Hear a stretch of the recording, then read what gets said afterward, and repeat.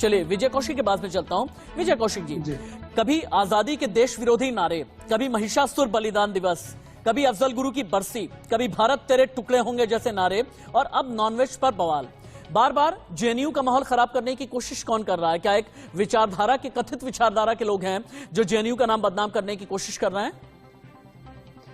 देखिए, पहली बात तो मैं मांसाहार के ऊपर कहना चाहता हूं कि ऐसा नहीं है कि मांसाहार केवल मुस्लिम लोग करते हैं।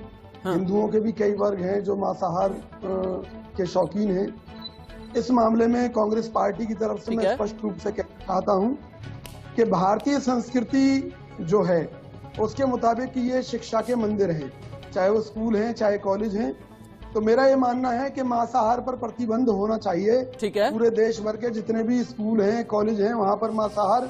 मेरे साथ में सन्नी दीवान है। यहाँ बात मांसाहार या सिर्फ रामनवमी की नहीं है, यहाँ बात यह है कि वो जेएनयू, आप समझिए, वो जेएनयू जहां से निर्मला सीतारमण निकली, वो जेएनयू जहां से एस जयशंकर पास आउट हुए, वो जेएनयू जहां से नोबेल पुरस्कार विजेता जैसे लोग निकले, वो जेएनयू जहां से नेपाल के पूर्व प्रधानमंत्री निकले, वो जेएनयू जहां पर बड़े बड़े हेड ऑफ स्टेट निकले, वहां का माहौल खराब करने की कोशिश कौन कर रहा है? ये बात सिर्फ नॉनवेज या रामनवमी की नहीं है। ये बात सिर्फ नहीं, ये बात सिर्फ और सिर्फ एक शब्द तक सिमट करके नहीं रहती। सनी दीवान है मेरे साथ में। सनी दीवान, आप छात्र नेता हैं। मैंने पहला सवाल यही किया था, हालांकि मिले नहीं मुझे गेस्ट, कि जेएनयू का माहौल बार बार खराब होता है, ये संयोग है या प्रयोग है? अगर संयोग है तो कैसा संयोग है? अगर प्रयोग है तो कौन कर रहा है? ये भाजपा का प्रयोग है। एक मिनट रुक जाए सनी दीवान, नहीं रुक जाए। यहाँ सनी दीवान का ये कहना है कि आप लोग रसोई में घुसे अपना एजेंडा चलाने के लिए, अपना प्रोपेगेंडा चलाने के लिए। बीजेपी वाले और संघ का ये प्रपंच है जो बार बार जेएनयू को बलि का बकरा बनाने की कोशिश करते हैं। ओके सनी, बैठे ही क्यों हैं?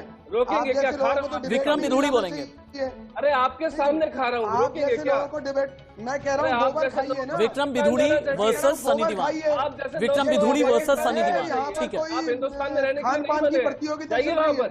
आप जैसे लोग अफगानिस्तान जाना चाहिए। अरे कल को आप जाइए तालिबानी मानसिकता के हिंदुस्तान है, ये महात्मा गांधी का मुल्क है। एक एक गांधी मांसाहारी नहीं थे। एक एक करके बोलेंगे, एक एक करके बोलेंगे।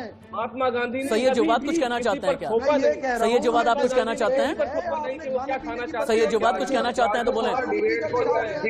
ये तालिबानी मानसिकता के लोग, लोग ये कहाँ से आते हैं? हमारे अगर शोरगुल करेंगे ना, देर से आप चुपचाप हैं। चुप कराइए, देश टूट जाएगा। एक मानसिकता है कि विचारधारा में पहले इनको चुप कराइए। हाँ ठीक है, विजय जी बोले। विजय जी बोले, जेएनयू की खासियत सिर्फ वामपंथी सोच वाले कैंपस के तौर पर क्यों? विजय जी, विजय कौशिक बोलेंगे। विजय कौशिक बोलेंगे। खाने पीने कोई आवाज नहीं जा रही है, सिर्फ विजय जी की आवाज जा रही है। विजय जी आप बोलते रहे, बाकी कोई आवाज नहीं। विजय जी की आवाज जाएगी। आज भारत सरकार के पास, यानी कि मोदी सरकार के पास कोई मुद्दा नहीं है, क्योंकि ना ये रोजगार दे पाए, ना कोई देश का विकास कर पाए, ना युवा पीढ़ी के लिए कुछ कर पाए।